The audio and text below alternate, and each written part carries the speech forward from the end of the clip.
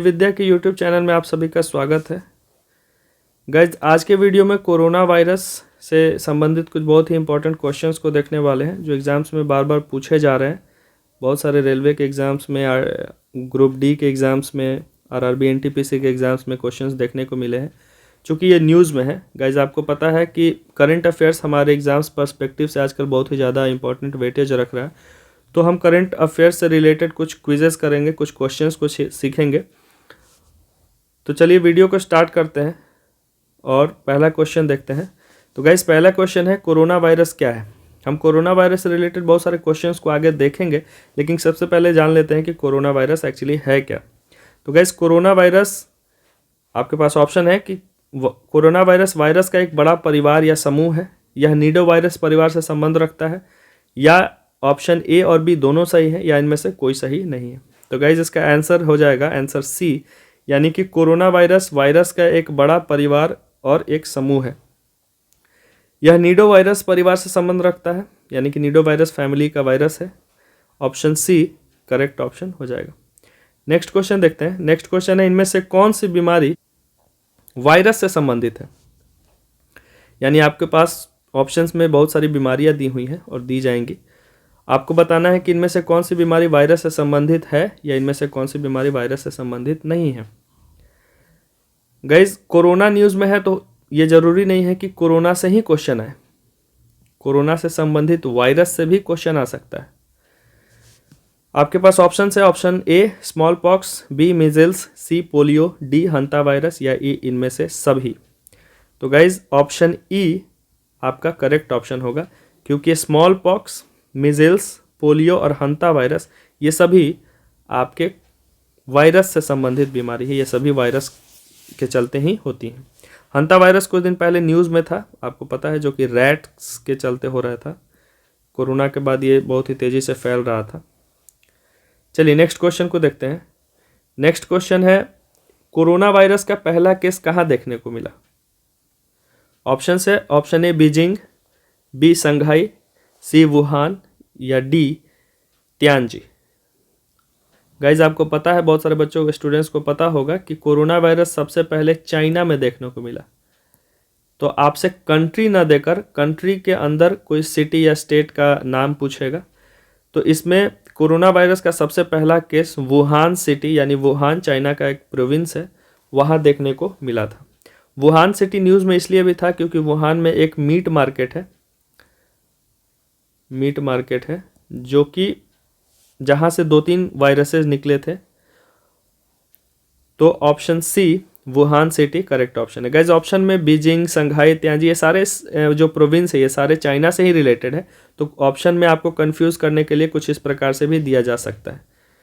Next question है, WHO ने corona virus को कोविड-19 कब घोषित किया।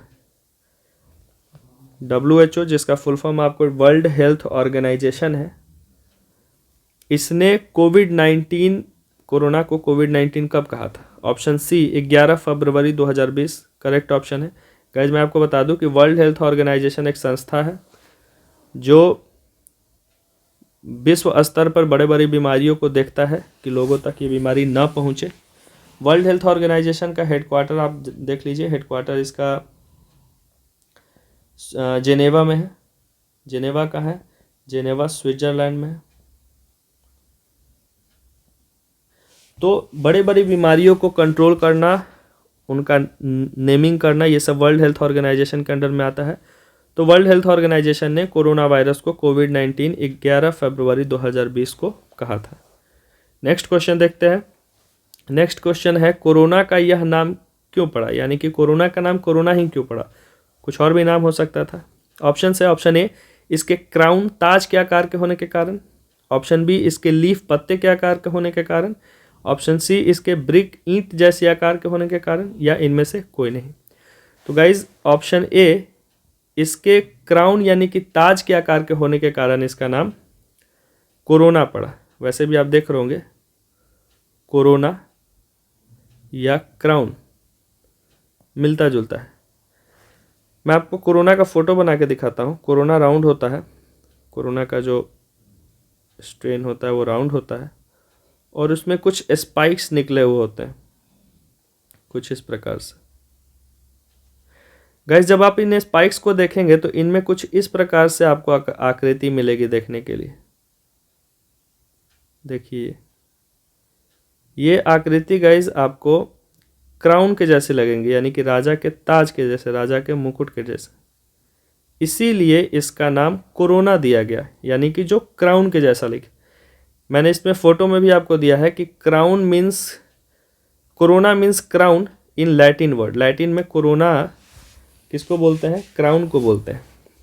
चलिए नेक्स्ट क्वेश्चन है चाइना के बाहर किस देश में कोरोना का पहला केस देखने को मिला? Option D Thailand correct option है। थाईलैंड का कैपिटल आपको पता है बैंकॉक है। इसको याद कर लीजिए कि चाइना के बाहर सबसे पहले इटली में नहीं, यूएसए में नहीं, कहाँ देखने को मिला था? थाईलैंड में कोरोना का केस देखने को मिला था। नेक्स्ट क्वेश्चन है भारत में कोरोना का पहला मामला कब और कहाँ देखने को मिला? तो याद कर लीजिए गाइस, भारत में सबसे पहले केरल में कोरोना का मामला देखने को मिला था। पहला ही नहीं, पहला, दूसरा, तीसरा, ये सारे केसेस सबसे पहले केरला में ही देखने को मिला था। कब मिला था? 30 जनवरी 2020 को। खैर डेट उतना इंपॉर्टेंट नहीं है, लेकिन जगह याद रख लीजिए। केरल में सबसे पहले कोरोना का केस देखने को मिला था। एक स्टूडेंट आया था चाइना से पढ़ाई करके, जिसमें ये स्ट्रेन पाया गया था। मैप्स में मैंने आपको दिखा दिया है, केरला यहाँ पे है और यहाँ फोटो आपका केरला आप यहाँ देख सकते हैं। वीडियो को पॉज करके देख लीजिए। नेक्स्ट क्वेश्चन है WHO ने कोरोना को सर्वव्यापी महामारी ग्लोबल पैंडेमिक कब घोषित किया? मैं आपको बता दूं, सर्वव्यापी महामारी किसी बीमारी को तब बोलते हैं जब वो बहुत सारे देशों में या बहुत सारे कॉन्टिनेंट्स में फैल चुका हो या अब कंट्रोल से बाहर हो चुका हो, वो फैलता जा रहा हो, उसको ग्लोबल पैंडेमिक यानी कि सर्वव्यापी महामारी बोला जाता है। आप देख रहे हैं यहाँ अफ्रीका में फैला है, एशिया में फैला है, ऑस्ट्रेलिया में फैला है। तो गाइज आपके पास ऑप्शंस हैं 12 मार्च 2020, 18 जून 2020, 11 मार्च 2020 या अभी तक नहीं किया गया है। इसका ऑप्शन है ऑप्शन सी 11 मार्च 2020। WHO ने 11 मार्च 2020 को कोरोना को सर्वव्यापी महामारी यानी ग्लोबल पैंडेमिक घोषित किया था। गाइज आप जब न्यूज़पेपर पढ़ते हैं या न्यूज़ में देखते होंगे कि पैंडेमिक और एपिडेमिक, ये दो प्रकार के वर्ड आपको देखने को मिलते होंगे। मैं आपको बता दूं, पैंडेमिक बोलते हैं ऐसी महामारी या ऐसी बीमारी को जो पैन लेवल पे फैला हो, यानी कि बड़े स्तर पे फैला हो। एपिडेमिक बोलते हैं ऐसी बीमारी को जो किसी खास एरिया या कंट्री को अफेक्ट किया हो। यानी कि एपिडेमिक जो है वो छोटा टर्म है और पैंडेमिक जो है वो आपको बड़ा टर्म है। चलिए नेक्स्ट क्वेश्चन देखते हैं। कोरोना का उष्मायन अवधि यानी इंक्यूबेशन पीरियड क्या है? तो ऑप्शन देखने से पहले मैं आपको बता दूं कि इंक्यूबेशन पीरियड वो पीरियड होता है जिसमें कोई बीमारी एक से दूसरे में फैलने का क्षमता ज़्यादा रखता है। आपके पास ऑप्शन है, ऑप्शन ए 2 से 14 दिन, ऑप्शन बी 1 से 7 दिन, ऑप्शन सी 3 से 21 दिन। तो गाइस कोरोना का इंक्यूबेशन पीरियड यानी उष्मायन अवधि जो है वो 2 से 14 दिनों तक है। आपने देखा था कि किसी भी आदमी को जो एक स्टेट से दूसरे स्टेट जा रहा था या एक कंट्री से दूसरे कंट्री जा रहा था, उसको 14 दिन के लिए क्वारंटीन किया जा रहा था। क्यों 14 दिन के लिए क्वारंटीन किया जा रहा था? क्योंकि कोरोना का इंक्यूबेशन पीरियड आपको 2 से 14 दिन या 1 से 14 दिन ही था। नेक्स्ट क्वेश्चन है, इनमें कौन सी बीमारी कोरोना से संबंध रखता है? ऑप्शन ए है आपका MERS, option B SARS SARS, option C दोनों या ऑप्शन डी इनमें से कोई नहीं। तो ऑप्शन सी इसको रट लीजिए, याद कर लीजिए। कोरोना से संबंध रखने वाली बीमारी में ऑप्शन सी यानी कि मर्स और सार्स दोनों हैं। गाइज मर्स आपको 2012 में देखने को मिला था, ये भी एक समूह है वायरसेस का, और सार्स आपको 2003 में देखने को मिला था। फोटो में देखिए, फोटो में मैंने आपके लिए कुछ स्ट्रक्चर्स बना दिया है। ज़्यादा इनके नाम याद करने की ज़रूरत नहीं है, बस ये जान लीजिए कि ये जो स्पाइक्स आपके निकले हुए हैं, ये स्पाइक्स आपके प्रोटीन से बनते हैं और इनको क्राउन लाइक स्ट्रक्चर है। और ये जो अंदर में है ये आपको आरएनए से बनता है, ये जो गोल गोल आप स्ट्रेन देख रहे हैं ये, और ये अंदर में लाल वाला जो पोर्शन देख रहे हैं जिसे ये ढका हुआ है, मैं गोल कर देता हूँ, ये आपको, इसको हम लोग इनवेलप बोलते हैं। इतना डिटेल में नहीं जाना है, बस आप ये याद रखिए कि मर्स और सार्स किससे संबंध रखते हैं, कोरोना से संबंध रखते हैं। नेक्स्ट क्वेश्चन है, आरोग्य सेतु ऐप को कब लॉन्च किया गया? आपको भी पता है आरोग्य सेतु ऐप गवर्नमेंट ने मैंडेटरी कर दिया था कि सभी के मोबाइल्स में होने चाहिए। तो आरोग्य सेतु ऐप ऑप्शन ए यानी कि 2 अप्रैल 2020 को लॉन्च किया गया था। Aarogya Setu app guys ministry of electronics, ये भी याद कर लीजिए, ministry of electronics and technology के द्वारा लॉन्च किया गया था, और ये ब्लूटूथ से चलने वाला एक ऐप था, और इसमें रजिस्ट्रेशन यानी कि रजिस्टर करना होता था, और ये हमारे एरिया में कितने कोविड पेशेंट्स हैं उसकी जानकारी हम लोगों को देता था। 3-4 इन्फॉर्मेशन। आरोग्य सेतु ऐप कब लॉन्च किया गया था? तो 2 अप्रैल 2020। किसने लॉन्च किया था? Ministry of electronics and technology यानी कि बिजली विभाग ने इसको लॉन्च किया था। किससे संचालित था ये? ब्लूटूथ डिवाइस से संचालित था। क्या बताता था? तो किसी एरिया में हमारे पास कितने कोविड पेशेंट्स हैं इसका जानकारी हम लोगों को देता था। नेक्स्ट क्वेश्चन देखते हैं, कोरोना में किस जोन को हॉटस्पॉट जोन कहा जाता था? तो गाइस मैं आपको पहले बता दूं कि कोविड में स्टेट गवर्नमेंट्स ने या फिर जो राज्य भारत सरकार ने किसी भी एरिया को 3 हिस्सों में बांट के रखा था। पहला ग्रीन जोन, ऑरेंज जोन और रेड जोन। ग्रीन जोन क्या था गाइस? ग्रीन जोन था जहां पे कोविड का एक भी पेशेंट देखने को नहीं मिलता था, यानी कि खत्म था, या तो पेशेंट थे वो ठीक हो गए या कोई पेशेंट है ही नहीं। ऑरेंज जोन उसको बोलते थे जब कोविड पेशेंट्स फ्यू थे, यानी कि कुछ ही कोविड पेशेंट वहाँ थे, इसलिए उनको ऑरेंज जोन बोला गया था। इनमें कुछ ढिलाई दिया गया। रेड जोन किसको बोलते थे? रेड जोन बोलते थे यानी डेंजर एरिया, ऐसे जगह जहाँ पे सबसे अत्यधिक कोविड पेशेंट्स हो, वहाँ पे किसी का मूवमेंट या मिलना जुलना सभी रेस्ट्रिक्टेड कर दिया गया था।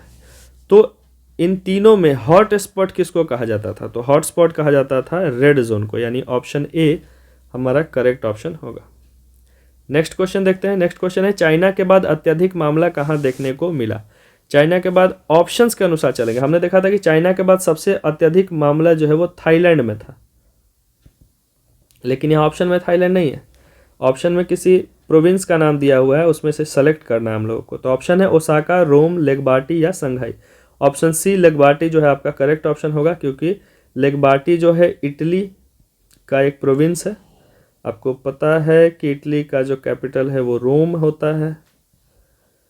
तो आपने देखा भी था, न्यूज़ में था कि इटली में सबसे ज़्यादा डेथ्स हो रही थी कोरोना के चलते। तो लेगबार्टी हमारा जो है वो करेक्ट ऑप्शन होगा। नेक्स्ट क्वेश्चन है, देश में कर्फ्यू लगाने वाला पहला राज्य कौन सा था? कर्फ्यू लगाने वाला सबसे पहला राज्य था पंजाब, याद कर लीजिए। नेक्स्ट क्वेश्चन, रिलायंस ने भारत का पहला कोविड-19 हॉस्पिटल कहाँ पे बनाया था? तो गाइस इसका करेक्ट ऑप्शन है ऑप्शन बी, यानी कि मुंबई में सबसे पहले रिलायंस ने एक कोविड अस्पताल बनाया था, जो पूरी तरीके से कोविड पेशेंट्स के लिए ही समर्पित था। इस अस्पताल का नाम था 7 हिल्स। आप नाम भी याद कर लीजिए, अगर आपसे नाम पूछता है तो आप नाम भी बता सके। तो गाइस 7 हिल्स नाम का अस्पताल किसने स्थापित किया था? रिलायंस ने, जो कि मुकेश अंबानी का कंपनी है, उन्होंने स्थापित किया था। नेक्स्ट क्वेश्चन है, भारत में लॉकडाउन करने वाला पहला राज्य कौन सा है? तो गाइस फोटो देखकर आप बता सकते हैं कि भारत में सबसे पहले लॉकडाउन करने वाला राज्य राजस्थान था। गाइस ये ज़रूरी नहीं है कि दिल्ली में सबसे ज़्यादा केसेस था या है तो यह ऑप्शन होगा। बिहार में भी सबसे ज़्यादा केसेस था, लेकिन ऑप्शन बी लॉकडाउन सबसे पहले करने वाला राज्य राजस्थान था। आपको याद होगा कि भीलवाड़ा नाम का एक जगह है वहाँ, तो भीलवाड़ा में सबसे ज़्यादा केसेस था, जिसके बाद राजस्थान ने लॉकडाउन लगा दिया था। नेक्स्ट क्वेश्चन है, इनमें से कौन सी बीमारी वायरस से होती है? जैसे तीसरा क्वेश्चन इस प्रकार का मैंने आपसे पूछा है कि इनमें से कौन सी बीमारी वायरस से होती है? Polio, rabies, Ebola, hantavirus, smallpox, कोविड-19 या इनमें से सभी? तो गाइज ऑप्शन जी हमारा करेक्ट ऑप्शन होगा, क्योंकि आपको पता है कि कोविड-19 मैंने थोड़ा देर पहले बताया कि वायरस से होता है, हंता वायरस थोड़ा देर पहले बताया कि चूहा से फैलता है, तो ये भी वायरस से है। रेबीज़ जानवरों के काटने से होता है, वायरस से होगा। पोलियो भी वायरस से थोड़ा देर पहले बताया था। और गाइज ये याद कर लीजिए कि स्मॉल पॉक्स जो होता है वो भी वायरस से होता है। इबोला भी वायरस से होता है। इबोला मैंने आपको बताया था कि साउथ अफ्रीका में फैलने वाला एक बीमारी है जो सबसे ज़्यादा साउथ अफ्रीका में फैला था। तो ये सारे बीमारी जो है वो आपके वायरस से संबंध रखते हैं।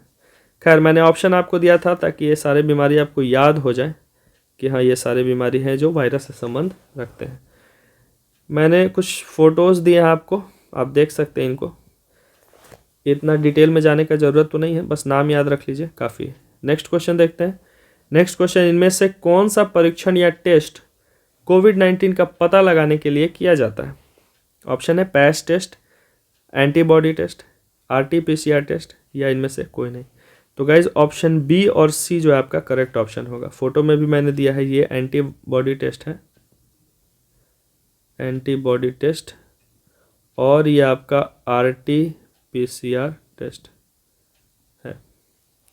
एंटीबॉडी टेस्ट आपका ब्लड सैंपल से लिया जाता है और RT-PCR टेस्ट जो है वो नोज़ से सैंपल लिया जाता है, नज़ल कैविटी से, और आपका माउथ से सैंपल लिया जाता है। RT-PCR का फुल फॉर्म अगर मैं आपको बता दूं, खैर एग्जाम में तो नहीं आएगा लेकिन आप सुन लीजिए।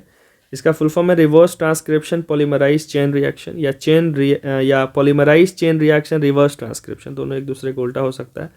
खैर फुल फॉर्म आपसे नहीं पूछा जाएगा, आपसे ये पूछा जाएगा कि इनमें से कौन सा टेस्ट जो है वो किया जाता है। तो एंटीबॉडी टेस्ट और RT-PCR टेस्ट आप याद कर लीजिए। Thank you very much. आज के वीडियो में इतना ही।